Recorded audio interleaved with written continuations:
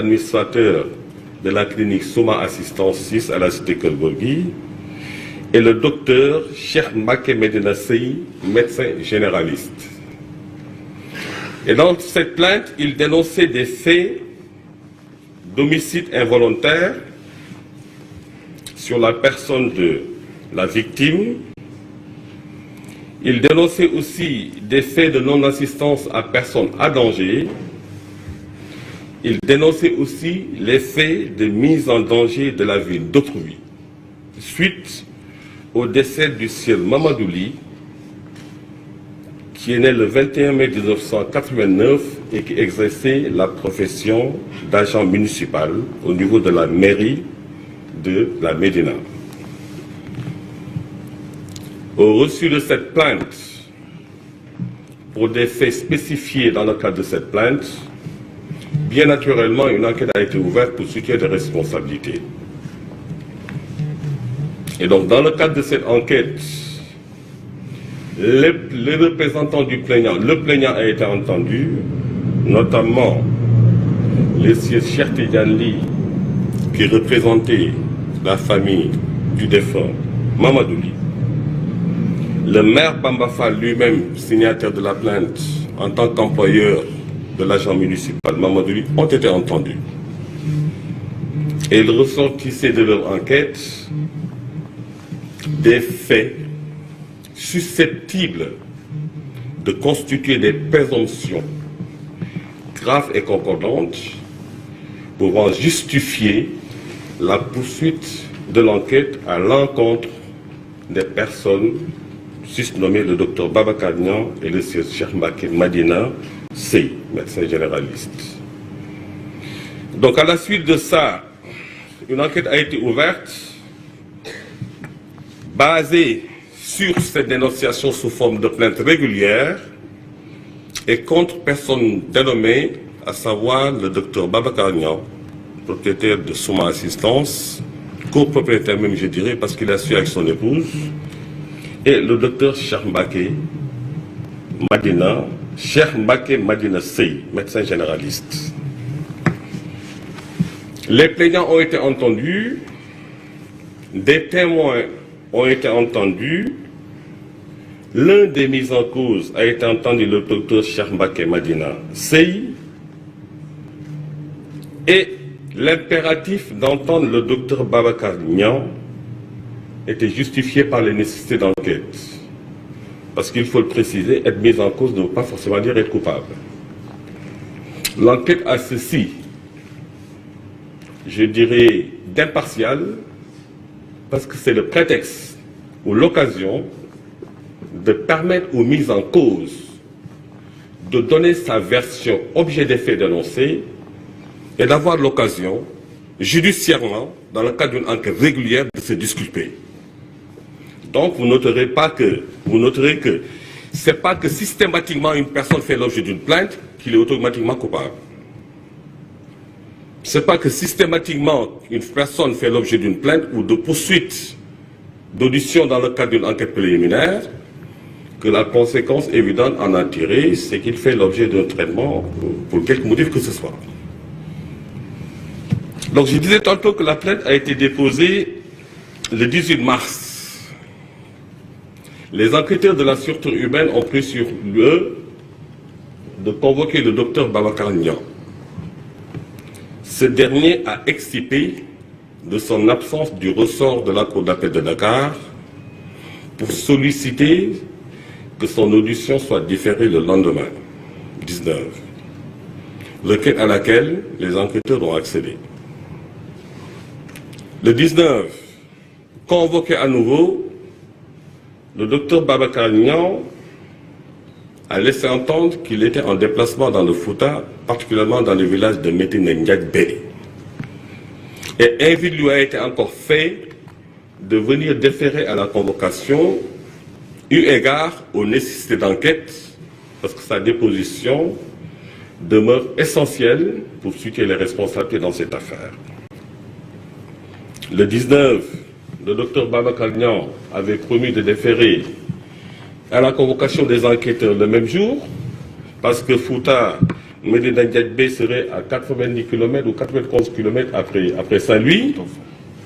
Le 19, le docteur Babacar Niang ne s'est toujours pas présenté. Toutes les personnes mises en cause ont été entendues, notamment le docteur Cheikh Mbacké Médina Sey. Le 20,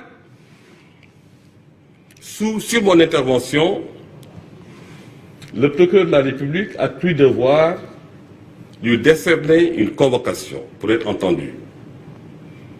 18, 19, 20, 3 jours de suite, le docteur Babacar Niang, étant dans le territoire national, n'a pas daigné déférer à la convocation ou à l'invitation que les enquêteurs lui ont fait. C'est sous ce rapport qu'à la date du 21 mars, instruction a été donnée par mes soins, avec l'accord du procureur de la République, à la sûreté urbaine, de décerner un avis de recherche et d'interpellation par la sûreté urbaine.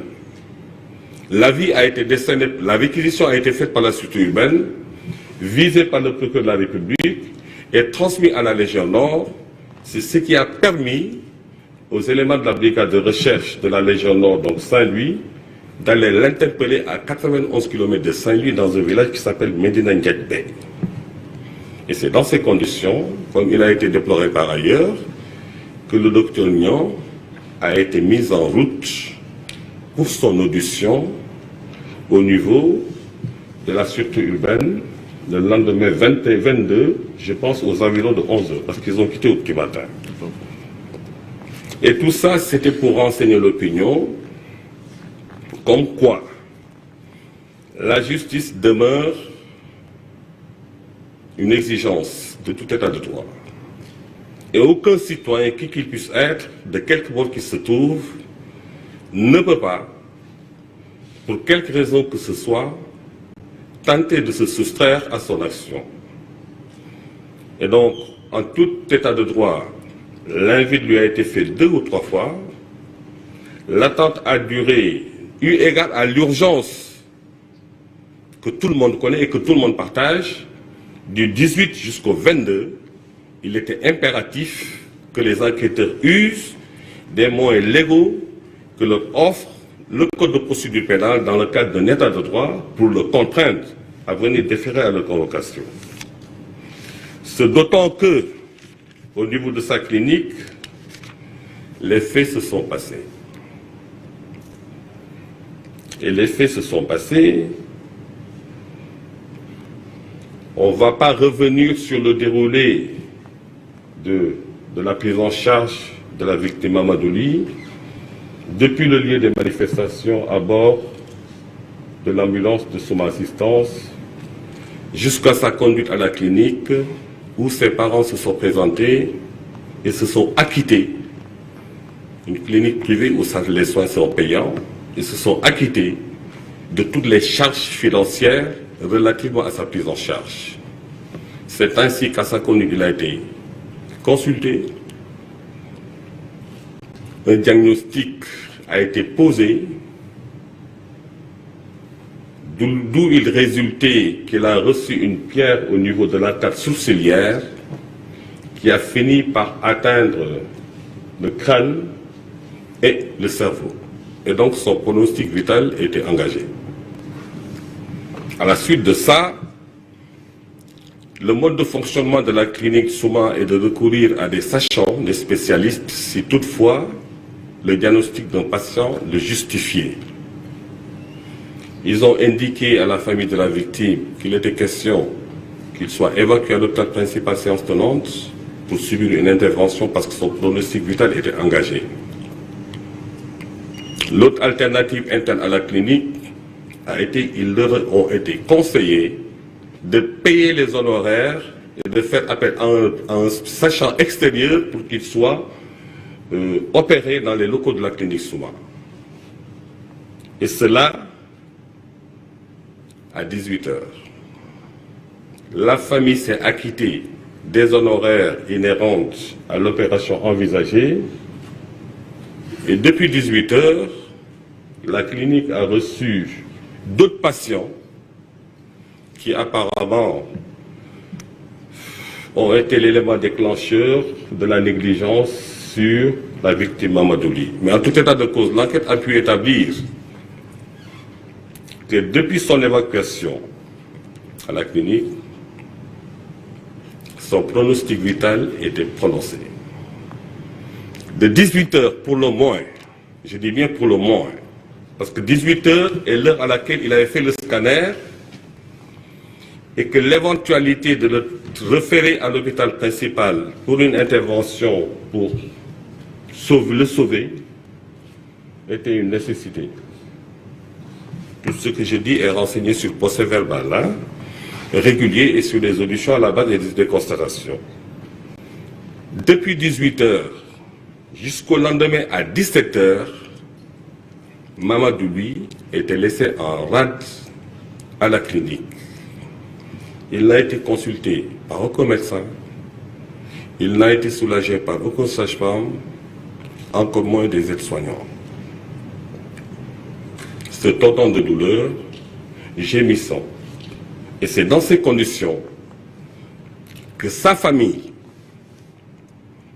a exigé du corps médical que le patient leur soit restitué pour son évacuation à l'hôpital principal où il pourrait espérer lui sauver la vie.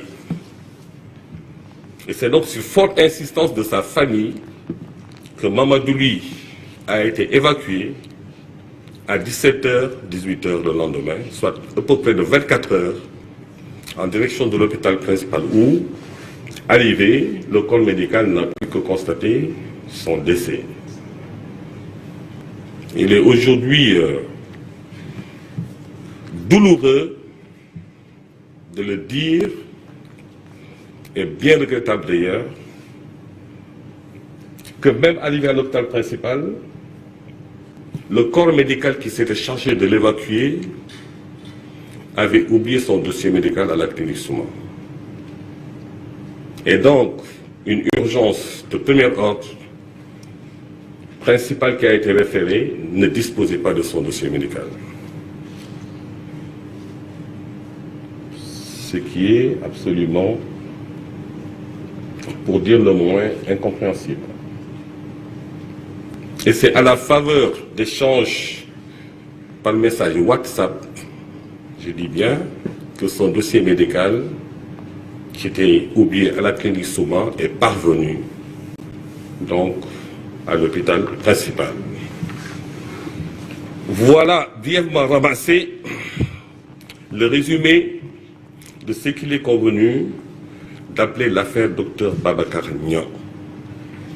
Et c'est pour toutes ces raisons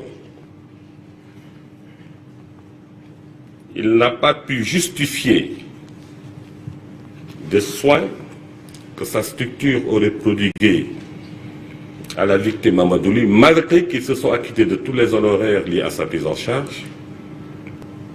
Le docteur Babagnan, vous me direz, il était à Médine Yadbé pendant ce moment. Comment peut-il avoir une quelconque responsabilité dans la mort de Mamadou Ly? Et ce qu'il faut savoir, c'est le mode de fonctionnement de la clinique. Toutes les décisions, je dis bien toutes les décisions en termes de priorité de prise en charge sont dictées par le docteur Babacar Niang qui en est l'administrateur. Et c'est donc au bénéfice de tout ça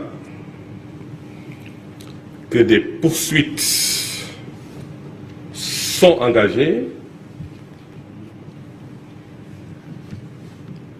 et sous le respect des nécessités d'enquête, de la présomption d'innocence et du secret de l'enquête, je dirais, le secret de l'enquête et de l'instruction, je m'en tiens à ces considérations. Et c'est donc au bénéfice de tous ces éléments que le procureur de la République,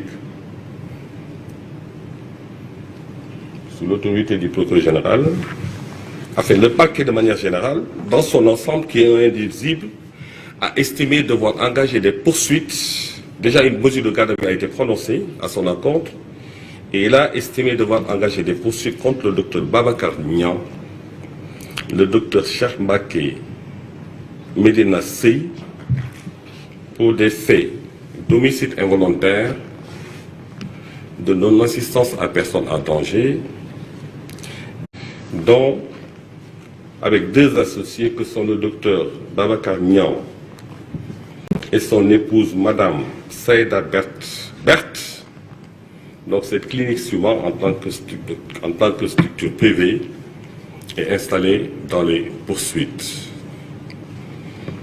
Et le dossier fera l'objet d'une information judiciaire dont le traitement, à partir de ce moment, relèvera de la compétence d'un juge d'instruction qui sera incessamment saisi. Alors, sur ce dossier, voilà les éléments d'éclaircissement ou d'information que je voulais porter à l'attention de l'opinion nationale et internationale. Cela étant dit, le parquet poursuit sur la base de présomptions graves et concordantes. Il restera au juge d'instruction en toute indépendance et dans la limite de toutes les prérogatives en matière d'instruction que lui offre le Code de procédure pénale, l'article 71 du Code de procédure pénale, le juge d'instruction prend tous les actes qu'il estime nécessaires à la manifestation de la vérité dans le sens d'une instruction à charge et à décharge